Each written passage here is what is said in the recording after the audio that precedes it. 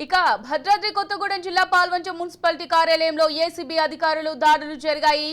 Town planning supervisor వెంకట్రమణి 15,000 రూపాయల లంచం తీసుకుంటుండగా ACB అధికారులు రెడ్ హ్యాండెడ్ గా పట్టుకున్నారు. వెంకట్రమణి ఎల్ఆర్ఎస్ కొరకు కాంపల్లి కనకేష్ ను 30,000 డిమాండ్ చేశారు. దీంతో కనకేష్ ఏసీబీ అధికారులను ఆశ్రయించారు.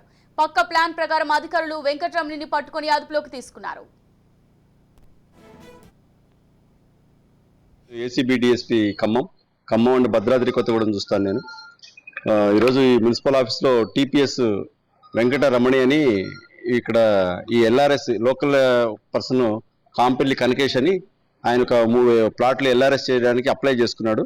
3 ప్లాట్లు అప్లై చేసుకుని ఎల్ఆర్ఎస్ చేయడానికి ఆ ప్రాసెస్ చేయడానికి ఆ ప్లాట్కి 10,000 చొప్పున 30,000 రూపాయలు డిమాండ్ చేస్తుంది. ఆవిడ డిమాండ్ చేయడం కూడా ప్రసన్న కుమార్ అని ఉంటాడు, అవుట్ సోర్సింగ్ ఎంప్లాయ్ ద్వారా 30,000 ఇవ్వాలని డిమాండ్ చేస్తే వచ్చి బాధితుడు వచ్చేసి కంప్లైంట్ కాంపల్లి కనకేష్ వచ్చి మా కంప్లైంట్ ఇవ్వడం జరిగింది.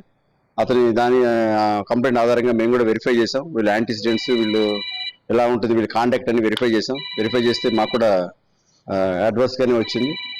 ఈరోజు మళ్ళీ సదరు ఆ కంప్లైంట్కి బ్రైబ్ అమౌంట్ ఏదైతుందో తర్వాత వాళ్ళు 30,000 మళ్ళీ ఆయన రిక్వెస్ట్ చేసుకుంటే అది ప్లాట్కి 5,000 తప్పున 15,000 సెటిల్ చేసుకున్నారు వాళ్ళు.